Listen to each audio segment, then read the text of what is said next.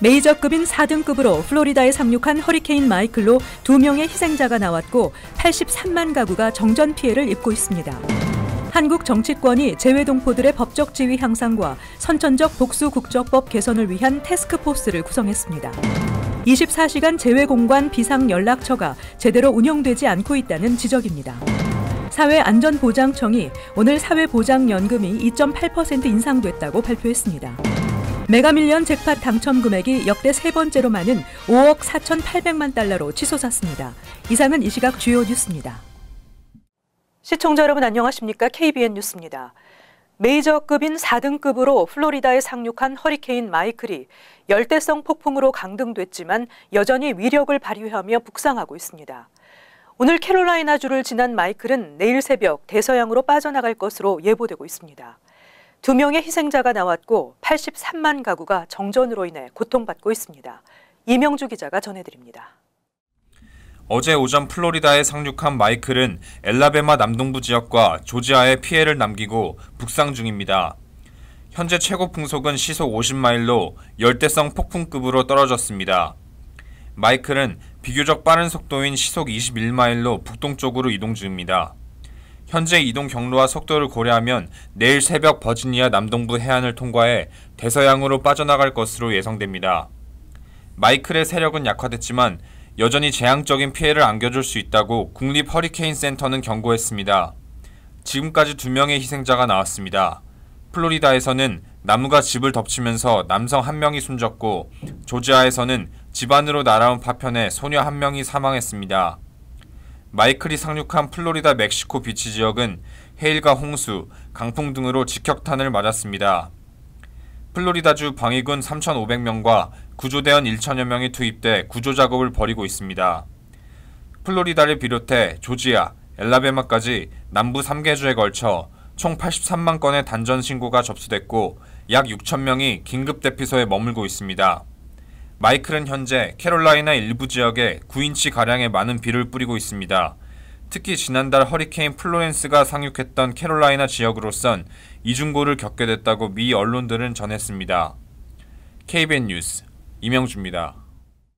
지난주 한국에서 열린 해외 한인회장대회에 참석한 한인회장들은 재외동포들의 법적 지위 향상과 선천적 복수국적법 개선을 요구하는 재외동포들의 목소리를 전달했는데요.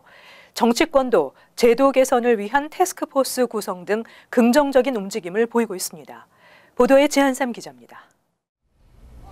지난 3일부터 5일까지 4일간 열렸던 세계 한인회장 대회에 참석하기 위해 한국에 다녀온 김민선 뉴욕 한인회장이 오늘 기자회견을 열고 한국 방문의 성과를 보고했습니다.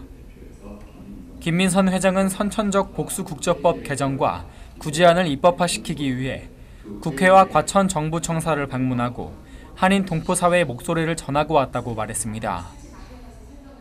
이틀 전에 저희들이 미리 도착해서 국회와 또 과천청사에는 박상기 법무부 장관, 강경화 외무부 장관을 뵙고 저희들이 지금 미주에서 가지고 있는 가장 큰 공통된 2가지 이슈를 건의드렸습니다.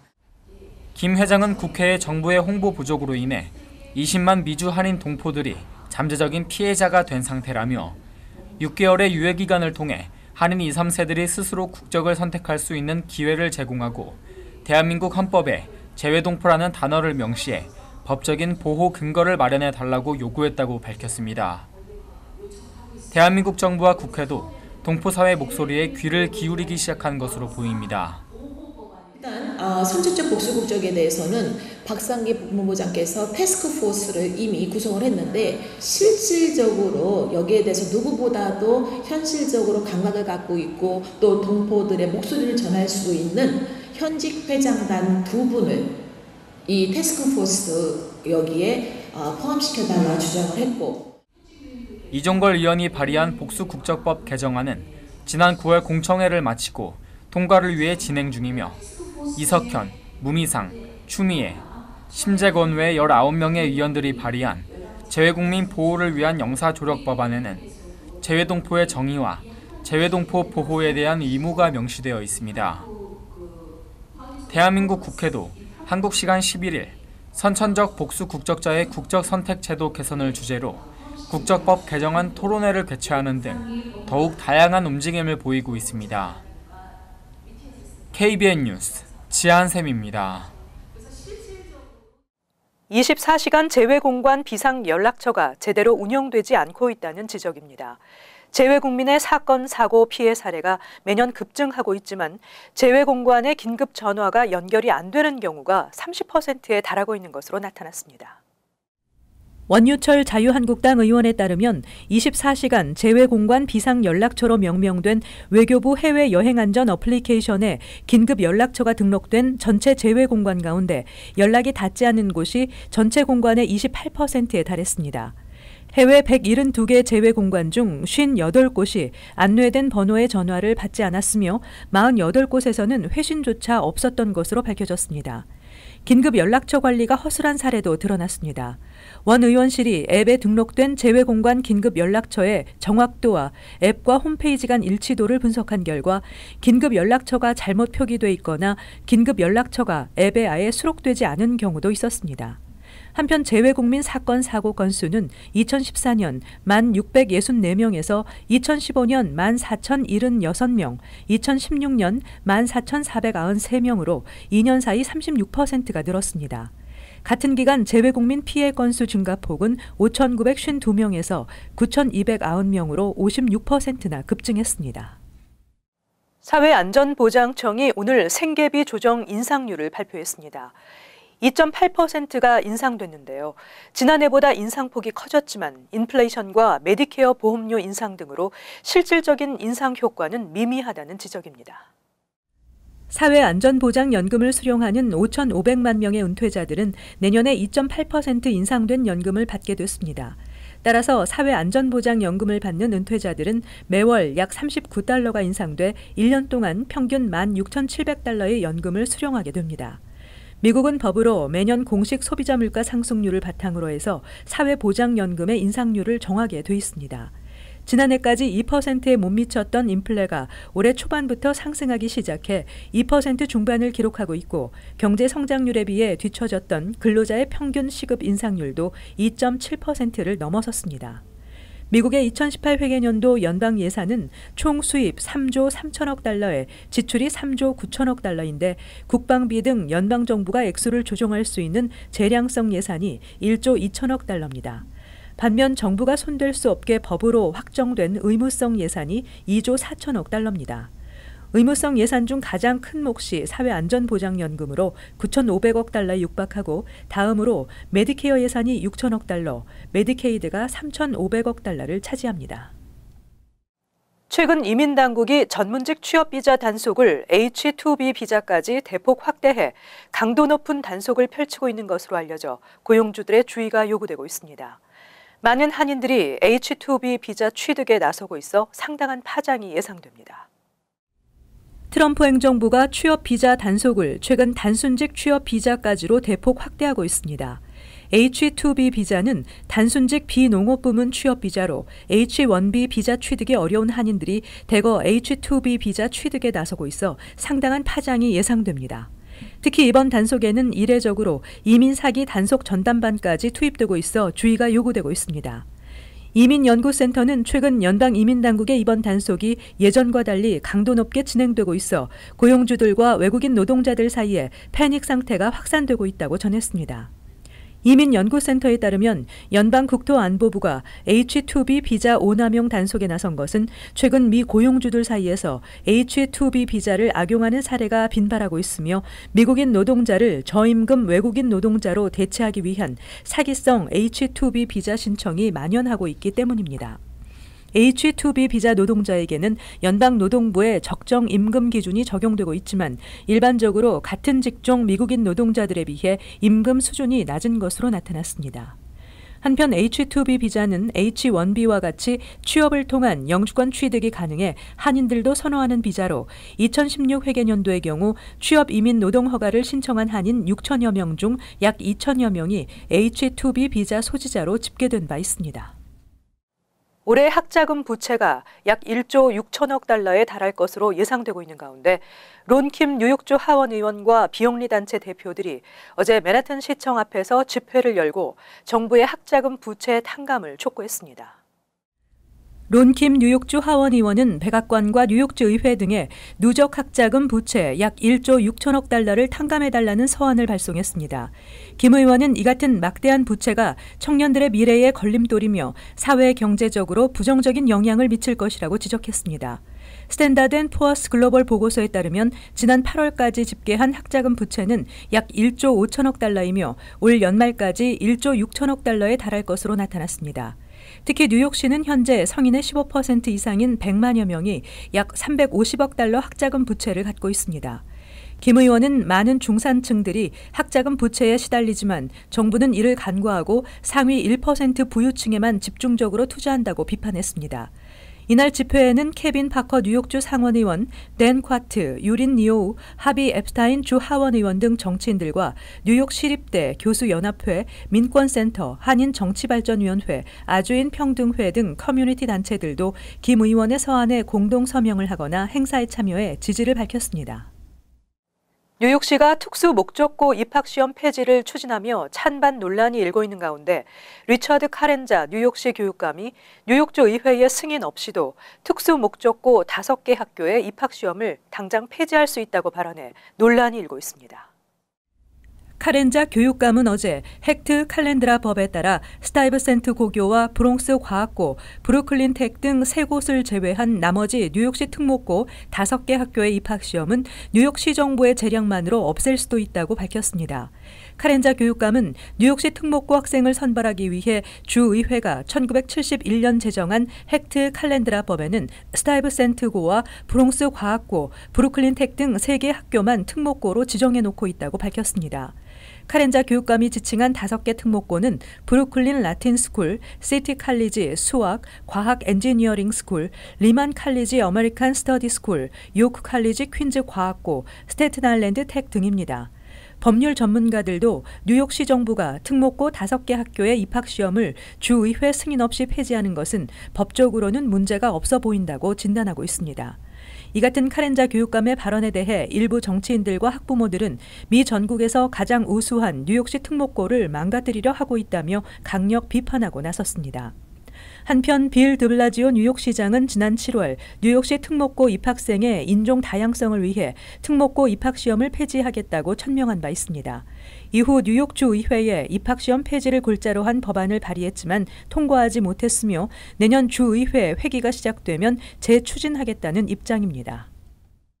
대학 캠퍼스 내 성폭력이 심각한 문제로 대두되고 있는 가운데 아이빌리그 명문 코넬 대학이 뉴욕주 내 대학 중 가장 성폭력 피해 신고가 많은 대학으로 나타났습니다. 올해 1월에서 5월까지 코넬대에서 총 199건의 성폭력 신고가 접수돼 주내 대학 중 가장 많은 성폭력 건수를 기록한 것으로 나타났다고 뉴욕주 교육국이 밝혔습니다. 이는 두 번째로 많은 성폭력이 신고된 뉴욕대의 100건보다 약 2배나 많은 수치입니다. 특히 코넬대는 재학생이 24,123명으로 뉴욕대보다 절반 이상 적지만 성폭력 피해는 훨씬 많다는 점에서 심각성이 더하다는 지적입니다. 한편 코넬대 측은 성폭력 피해 신고가 많아진 것에 대해 과거 피해를 당해도 신고를 하지 않는 경우가 많았지만 이제는 적극 신고해 피해 확산을 막는 문화가 형성되고 있다며 긍정적인 결과로 볼 수도 있다고 전했습니다. 세 번째로 성폭력 신고가 많은 대학은 61건을 기록한 올바니 뉴욕 주립대였습니다. 한인 학생이 많은 주요 대학들의 성폭력 신고 현황을 보면 컬럼비아대가 43건, 빙햄턴 뉴욕 주립대 30건, 로체스터대 28건, 스토니브룩 뉴욕 주립대 24건 등으로 조사됐습니다. 성폭력 예방단체인 강간학대 근친폭력 예방 전국 네트워크의 보고서에 따르면 전국 여대생 중 23.1%가 강간이나 성폭력 피해 경험이 있는 것으로 조사됐습니다. 메가밀리언 추첨에서 당첨자가 나오지 않으면서 잭팟 당첨 금액이 역대 3번째로 많은 5억 4,800만 달러로 치솟았습니다. 9일 실시된 메가밀리언 복권 추첨에서 1등 당첨자가 나오지 않으면서 잭팟 당첨금은 5억 4,800만 달러로 올랐다고 뉴욕주 복권국이 발표했습니다. 9일 추첨 당첨 번호는 20, 22, 39, 54, 60이었으며 메가볼은 18입니다. $100만 상금이 걸린 2등은 캘리포니아와 콜로라도, 펜실베니아, 위스콘신 등에서 4명이 당첨됐습니다.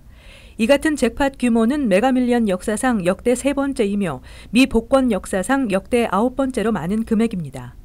다음 메가밀리언 추첨은 오는 12일 오후 11시 실시됩니다. 이어서 LA 지역 한인사회 소식입니다. 11월 중간선거가 한 달 앞으로 다가온 가운데 캘리포니아 주민들에게는 우편 투표 용지가 이번 주 도착할 예정입니다. 캘리포니아주 총무처에 따르면 캘리포니아주에서 우편 투표를 신청한 유권자들은 이르면 이번 주부터 투표용지를 받을 수 있을 것으로 알려졌습니다.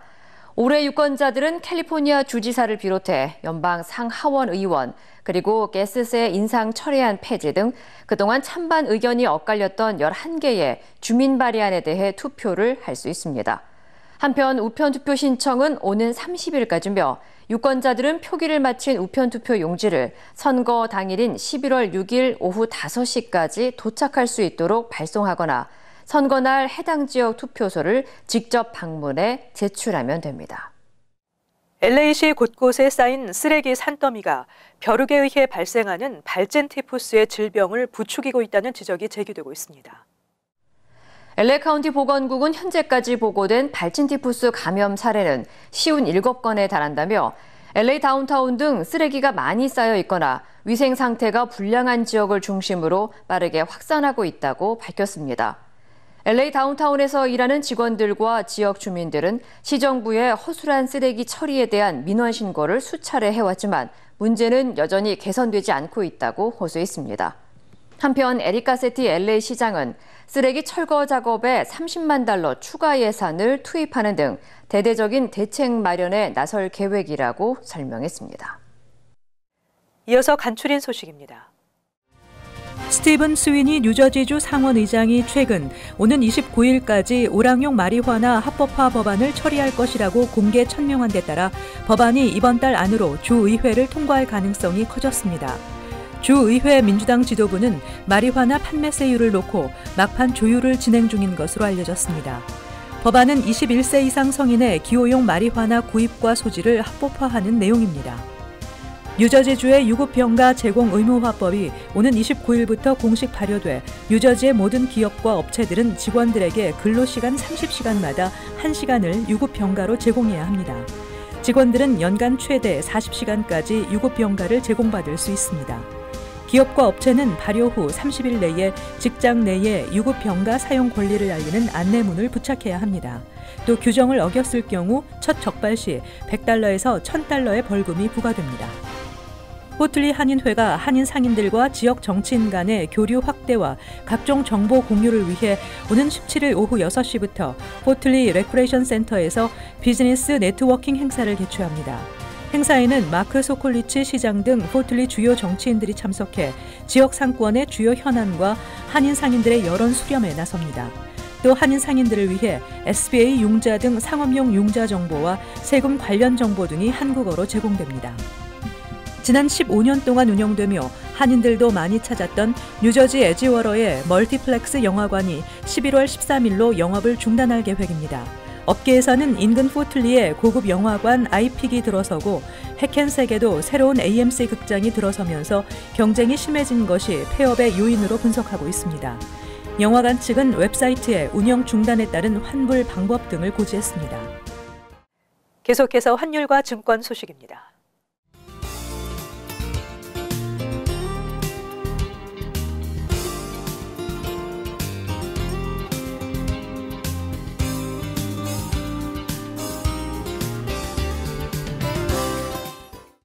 끝으로 날씨 전해드립니다. 금요일 오전 대체로 흐리겠으나 오후부터 차차 개이겠습니다. 낮 최고 기온은 62도, 섭씨 영상 17도, 밤 최저 기온은 47도, 섭씨 영상 8도. 토요일 곳에 따라 맑겠으나 오후 한때 비가 예상됩니다. 일요일 대체로 맑겠습니다. 이상으로 KBN 뉴스를 마칩니다. 시청해주신 여러분 고맙습니다.